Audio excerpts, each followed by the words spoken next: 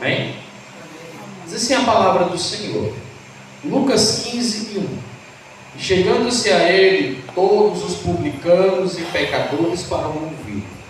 E os fariseus e os escribas murmuravam, dizendo: Este recebe pecadores e come com eles.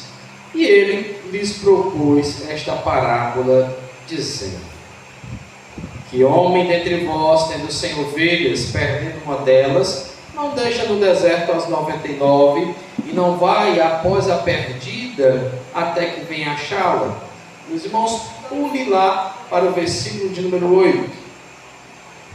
Ou qual a mulher que tendo 10 dracmas, se perder uma dracma, não acende a candeia, varre a casa e busca com diligência até encontrar? Vá para o versículo de número 11. E disse: Um certo homem tinha 2 filhos. O mais moço disse ao pai: Dá-me a parte da fazenda que me cabe. Ele repartiu por eles a fazenda. Pouco dia depois, o filho mais novo juntou tudo e partiu para uma terra distante. Ali desperdiçou tudo, vivendo dissolutamente. Os irmãos podem sentar, bendizendo ao nome do Senhor e Salvador Jesus Cristo.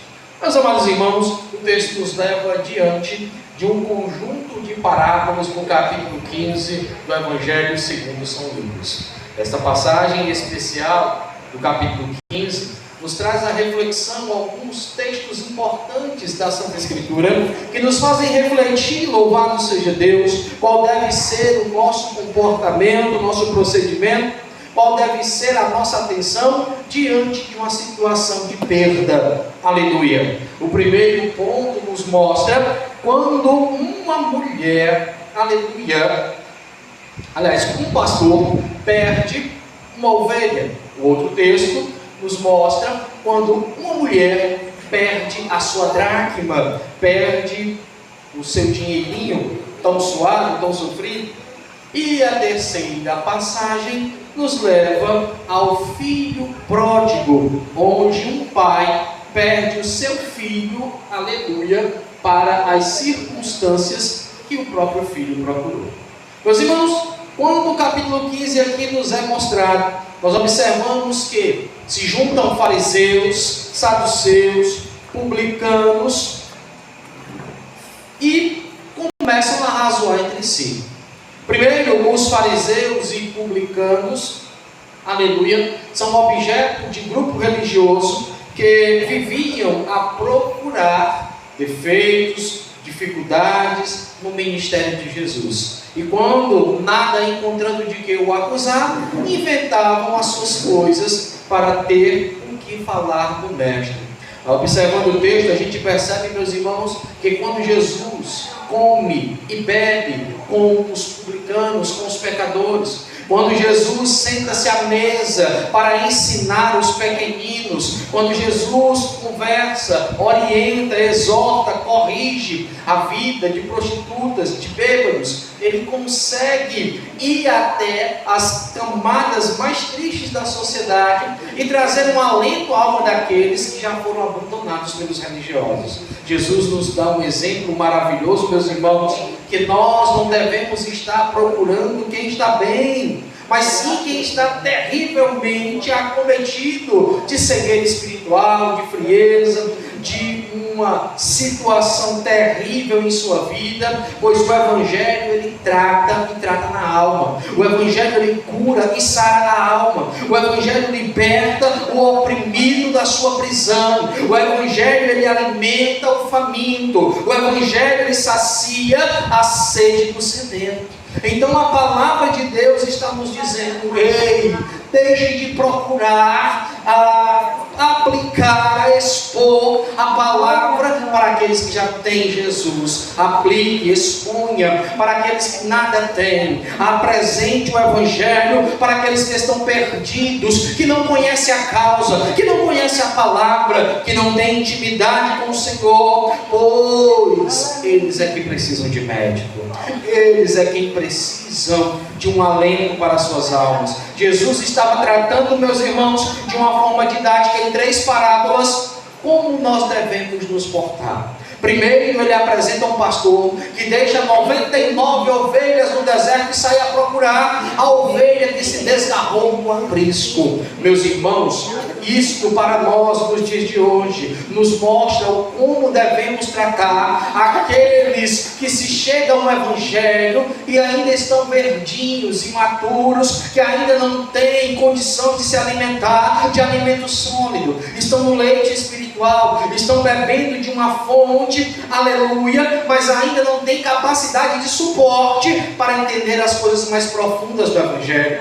A superficialidade, meus irmãos, é aquela terra, aquele terreno onde os religiosos querem que eu e você venhamos a ficar. Por que é tão difícil observar milagre no dia de hoje? Pois o sistema hoje te coloca para viver a superficialidade do Evangelho, a viver do Evangelho de balançar a mão, do oba-oba, de esperar alguém dizer para você, Deus vai te dar isso, vai te dar aquilo, mas não querem viver a profundidade do Evangelho, o suporte, aleluia, as dificuldades que a gente enfrenta, as renúncias diárias, a cruz que nós devemos carregar e levar. Não, o sistema não quer isso. O sistema quer você preso a um toma lá da cá. Eu faço algo para receber algo, como se o Evangelho fosse barganha.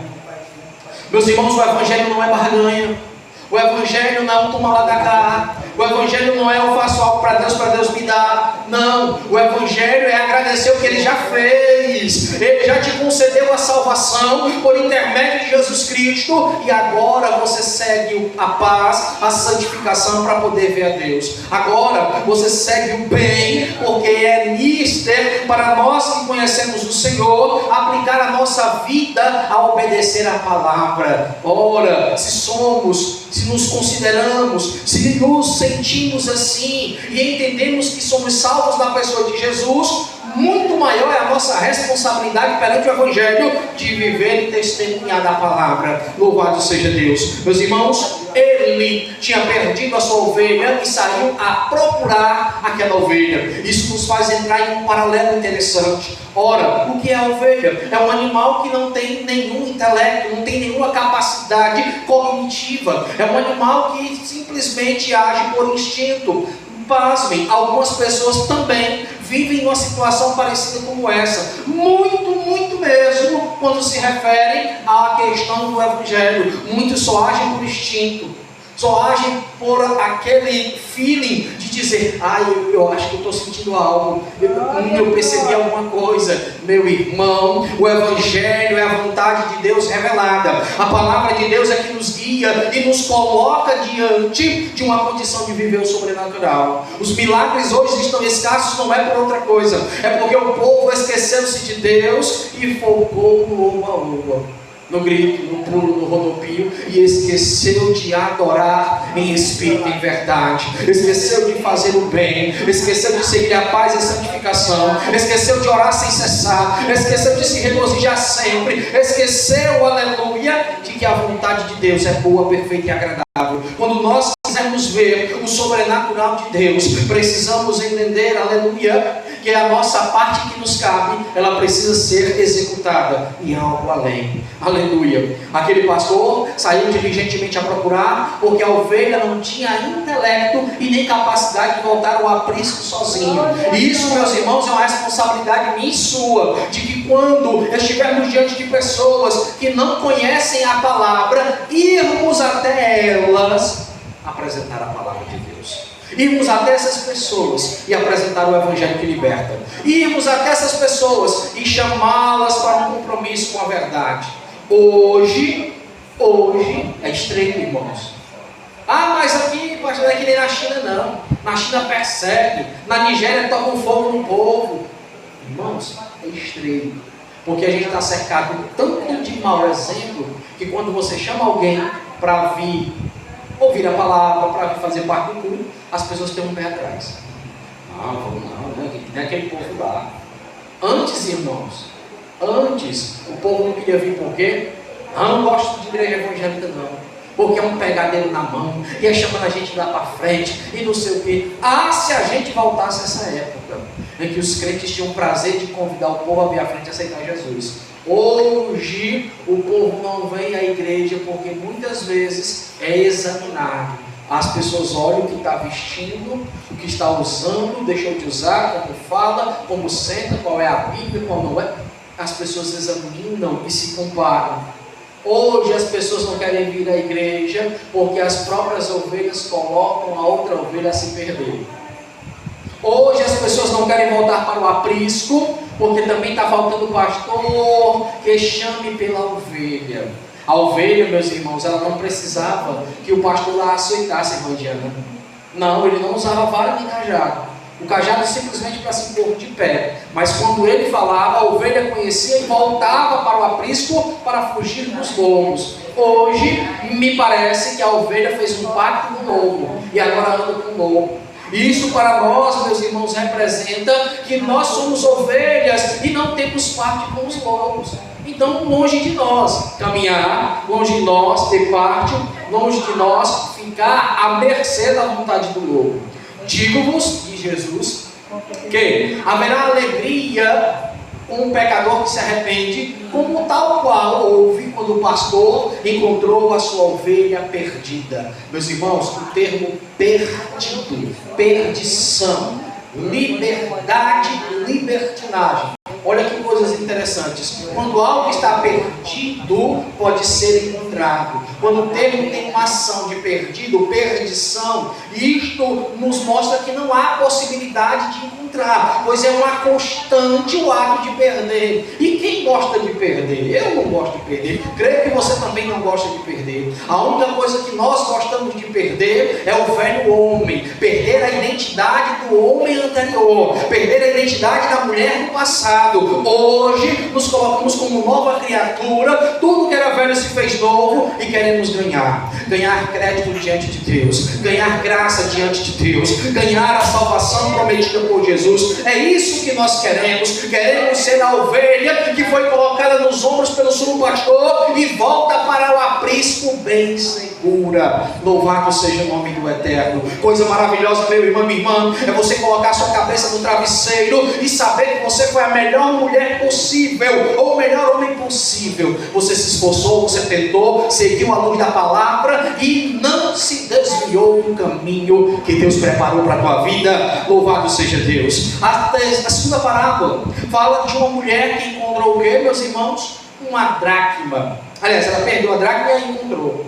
E ela procurou diligentemente, ela procurou sem cessar. Ela ficou de um lado para o outro tentando encontrar o que ela havia perdido. Você já parou para pensar que na caminhada, às vezes nós perdemos aquele momento de intimidade, aquela constância de oração, aquele fervor, aquele fogo ardendo no altar do seu peito. Às vezes a gente perde, irmãos, e não foi o inimigo que levou, não foi a circunstância que levou, foi eu e você que fizemos tudo que não era para fazer. Quando nós oramos menos, o fogo que arde no altar do coração daquele que serve ao Senhor, ele vai deixando de fumegar. Quando nós paramos de meditar na palavra, quando nós paramos de examinar e de conversar com Deus, a nossa intimidade vai se esvaindo. Observe, irmão, quando você tem ampla intimidade com alguém, que todo dia você conversa, que todo dia você se relaciona, esses laços vão ficando cada vez mais fortes. Se é entre um homem e uma mulher, vira casamento. Se é entre dois homens, vira uma amizade como a de Jonatas e de Davi, uma amizade de irmãos. Se é entre duas mulheres, vira uma irmandade, como Marta e Maria. A intimidade é gerada. Aí você acha que com Deus é diferente?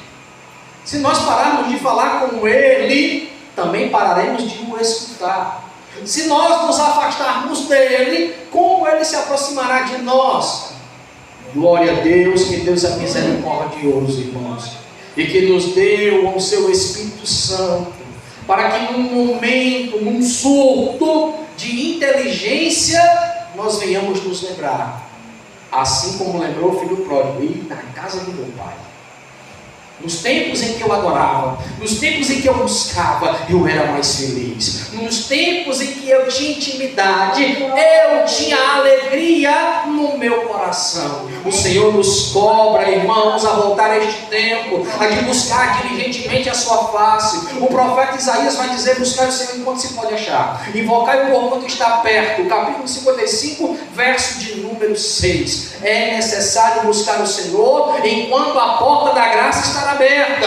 É necessário buscar o Senhor enquanto Ele ainda se dá a revelar. Haverão dias em que a porta da graça estará fechada. Haverão dias em que Ele não se revelará mais ao seu povo. Clamarão e não o encontrarão. Buscarão nos montes e não o ouvirão, pois a porta da graça estará fechada. E o que acontecerá depois? O povo de Deus, comprado, lavado, remido, redimido, será assunto aos céus. E aquele povo que não acreditava, era somente as roupas ficando, e a história que eles diziam que não ia acontecer se cumprindo. Ressuscitaram os mortos primeiro, e os que estavam servindo a Cristo foram arrebatados com eles nos ares. E agora, o que será de nós? Pois a porta da graça fechou. Imagine o desespero, irmão. Imagine o desespero do povo. Meu Deus, meu marido subiu e eu fiquei. Meu Deus, minha esposa subiu e eu não ouvia quando ela me convidava para vir à igreja. Meus pais subiram e eu fiquei. E agora, o que os crentes falavam para mim era verdade. Meus irmãos, diligentemente, venhamos nós buscar o Senhor. Muito mais do que aquela mulher buscou a sua dracma. Aquela mulher considerava a dracma, que dava um salário de um dia, algo como inestimável, como um tesouro. Não é a palavra que diz que onde está o nosso tesouro está o nosso coração?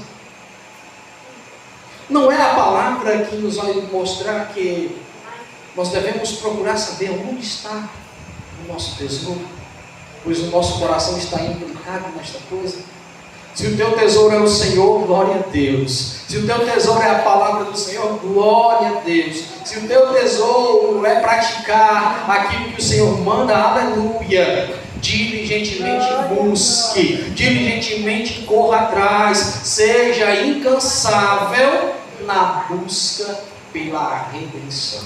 Quem te redime, eu sei, é Deus, mas busque ser melhor. Busque o aperfeiçoamento do cristão que você se tornou. Aquela mulher buscava diligentemente a sua dracma, pois era um tesouro. Imagine nós, irmãos, buscando o Senhor. O que o Senhor é para mim? O que o Senhor é para você? Se o Senhor verdadeiramente é aquilo tudo para você, que você externa com a boca, bem-aventurado você é, bem-aventurado nós somos, pois se nós verdadeiramente apresentamos Deus para as pessoas como a melhor coisa de nossas vidas, que Ele verdadeiramente seja a melhor coisa de nossas vidas, que não seja somente de boca, mas de fato e de verdade, de todo o coração, seja Cristo o dono da nossa vida, o dono da nossa vontade, seja Cristo o nosso querer. Aquela mulher encontrou, e encontrando a sua dracma perdida, ela chamou quem?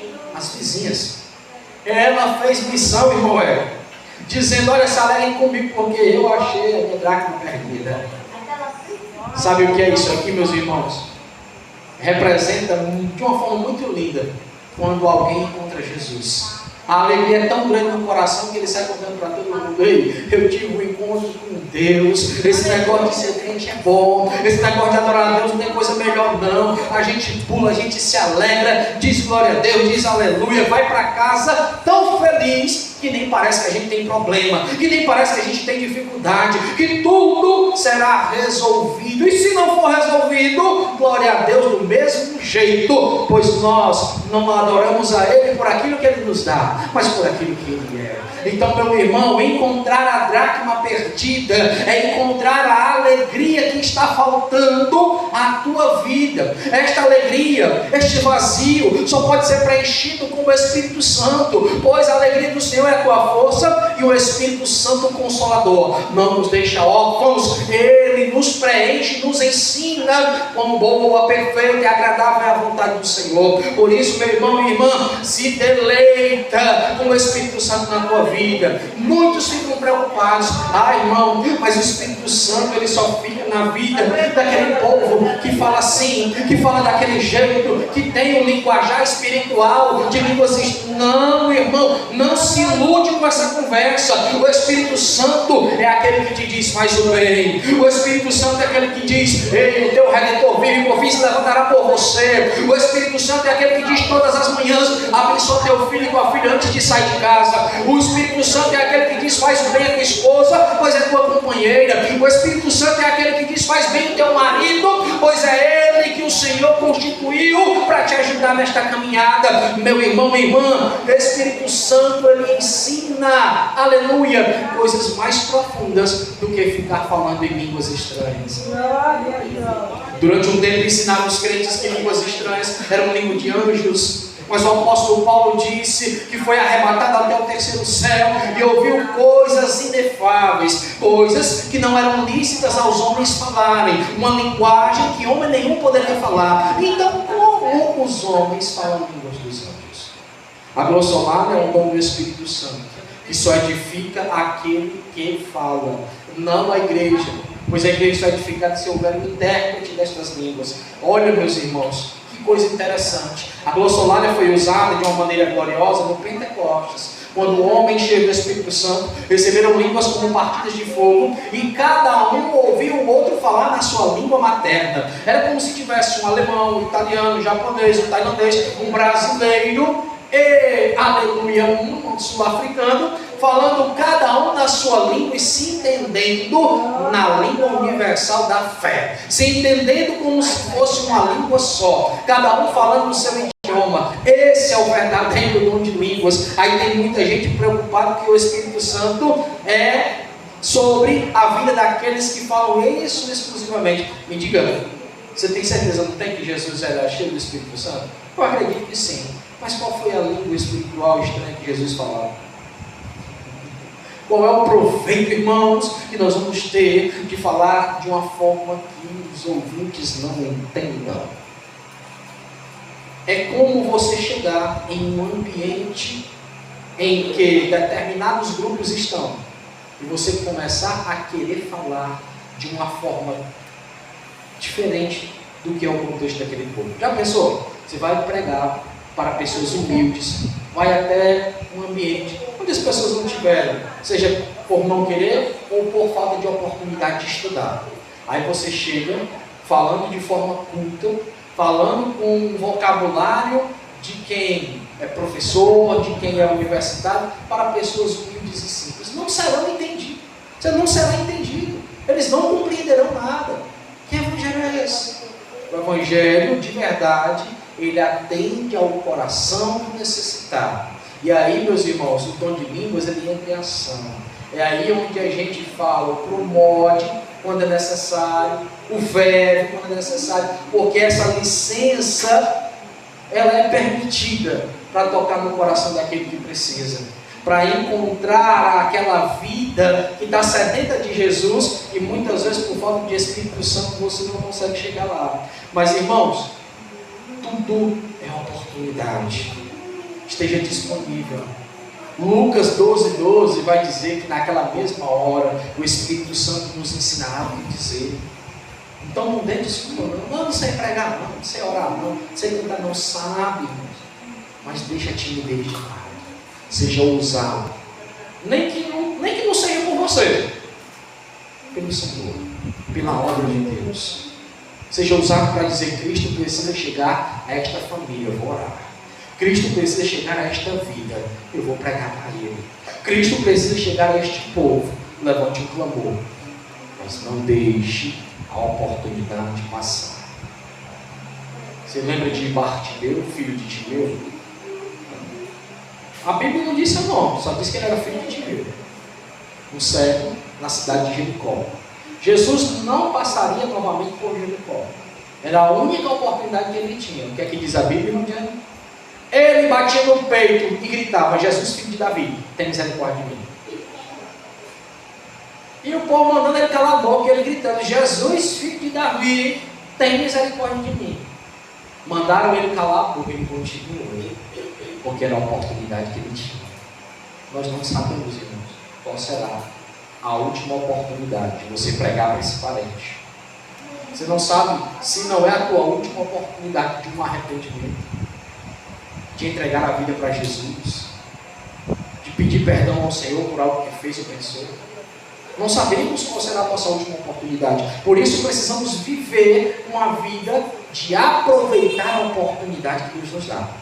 Deus nos dá uma oportunidade linda todos os dias ao acordar. Fôlego de vida, agradeça pelo que tem na mesa, agradeça pela família que você tem e faça aquilo que o Espírito Santo está sembrando no seu coração. Tem que ir numa casa orar e abençoar o povo, vá. Tem que ir numa casa abençoar alguém que não tem nada, vá. Tem que ir numa casa dividir o povo que você tem, vá. Faça a vontade de Deus pelo Espírito Santo. Não espere que alguém esteja gelado em um caixão para você começar a pregar. Não espere tentar ressuscitar alguém. Deus pode fazer? Pode, irmão.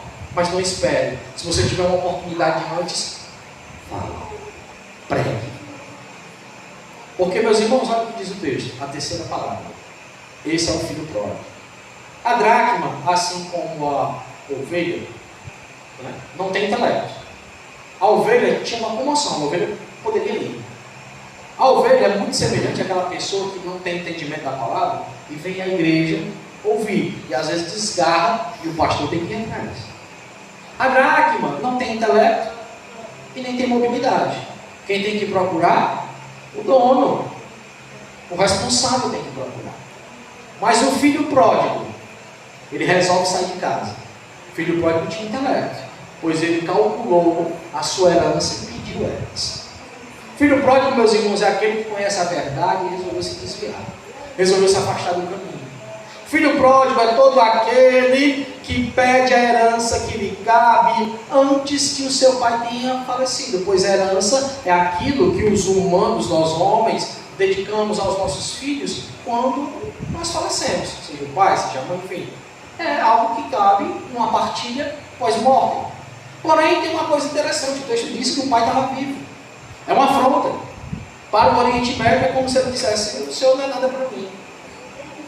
E se esse texto é alegórico, é uma parábola, Jesus está dizendo: olha, muitos filhos do meu pai pedem a sua herança, dão as costas para ele e vão viver daquilo que o mundo dá. Muitos abandonam meu pai. Isso era para os fariseus, para os publicanos, para aqueles que estavam vindo naquela época. E para nós no dia de hoje. O Senhor nos convida a refletir: será que estamos dando as costas para Deus? Será que estamos fugindo da nossa responsabilidade? Responsabilidade de filho, responsabilidade de conhecedores da verdade. A parábola vai dizer que ele pede tudo e gasta tudo que tinha de uma maneira dissoluta. Aí, meus irmãos, é o que o mundo oferece, né? Brincadeira, divertimento, satisfação pessoal, carnal, mas esquece de apontar as consequências. Meus irmãos, o excesso de bebida, o excesso de tudo traz malefícios ao corpo. O corpo vai padecendo. Aquilo que era para ser templo e morada do Espírito Santo vai sendo destruído.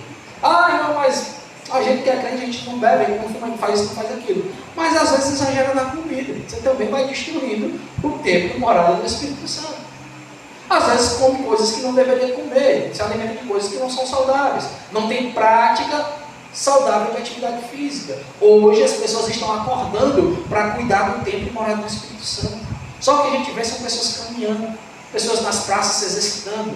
Irmão, glória a Deus por isso, o povo está acordando. Nós precisamos adorar a Deus e fazer a obra de Deus com saúde. Sem saúde ninguém adora a Deus não, irmão.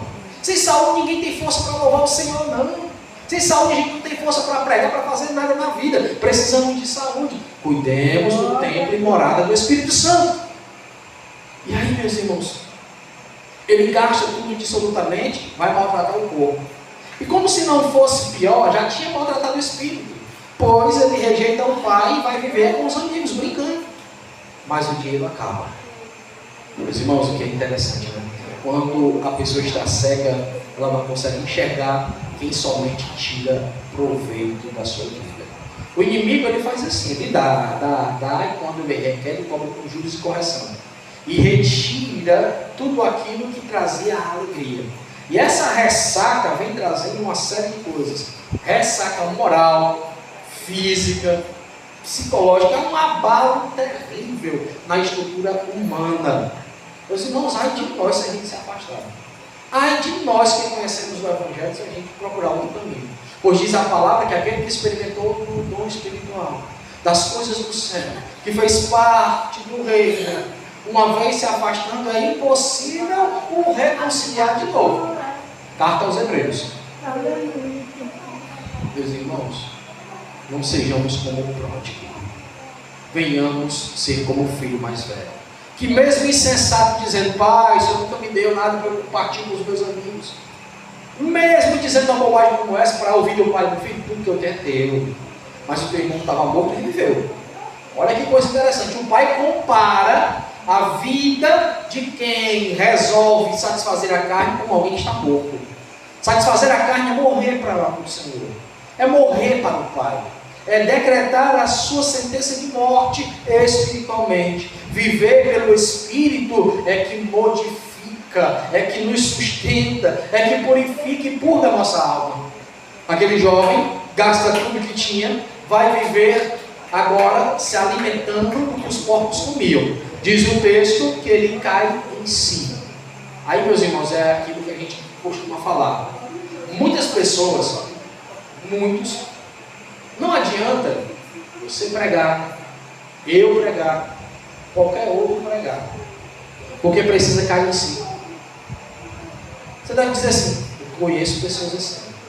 Fizeram campanha, fizeram oração, e lutou de um jeito, lutou de outro, e a pessoa não muda. Não caiu em si.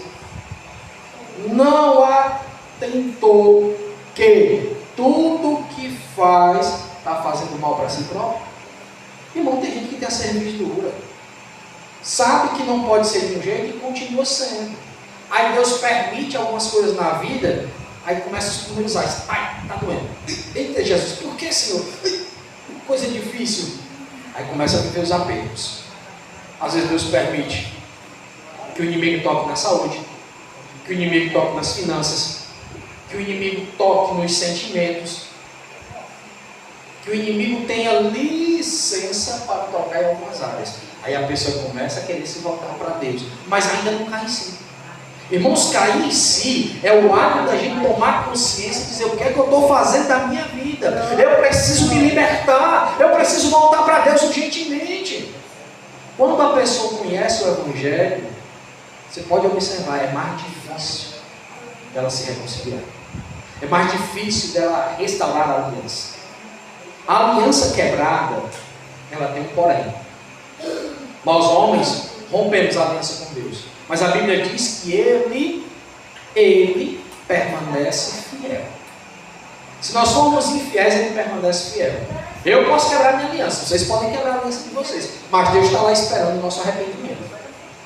O filho pródigo conquistou esse arrependimento quando caiu em si. Ele verdadeiramente bate no peito e diz: eu pequei contra o céu, contra o meu pai. Não sou nem digno de ser chamado seu filho, mas Senhor, deixa eu trabalhar. A vergonha era tão grande que ele disse: deixa eu ver se é um trabalhador seu. Aí o pai, antes que a população apedreje, porque na cultura do Oriente Médio era dito de morte por apedrejamento, o filho que pede herança do pai antes do pai morrer, ele lança a capa sobre ele. Lançando a capa, ele diz: olha, eu o protejo. Quando ele o abraça e lança a capa, ele está dizendo: ninguém toca nele. Você acha que quando a gente falhou com Deus, nós não éramos dignos de morte? Não diz a palavra que o salário do pecado é a morte? Nós éramos dignos de morte. Porém o Senhor Jesus lançou a sua capa sobre nós, nos protegeu dos apuntes do mundo, do inimigo e de toda a condenação que viria sobre nós. A graça, o favor imerecido, não merecemos o céu e recebemos. A misericórdia é não receber o que merecemos e assim aconteceu. Merecíamos o juízo, merecíamos a condenação e a dor, mas Cristo não deixou que isso acontecesse conosco. A graça, o favor imerecido de Deus chegou até as nossas vidas. O céu não era para nós, pois pecamos, mas nós o conseguimos através do sacrifício de Jesus. O castigo que viria sobre nós não veio, e isto foi graças à misericórdia de Deus, por intermédio de Cristo Jesus, ter nos perdoado de uma vez por todas na cruz do Calvário.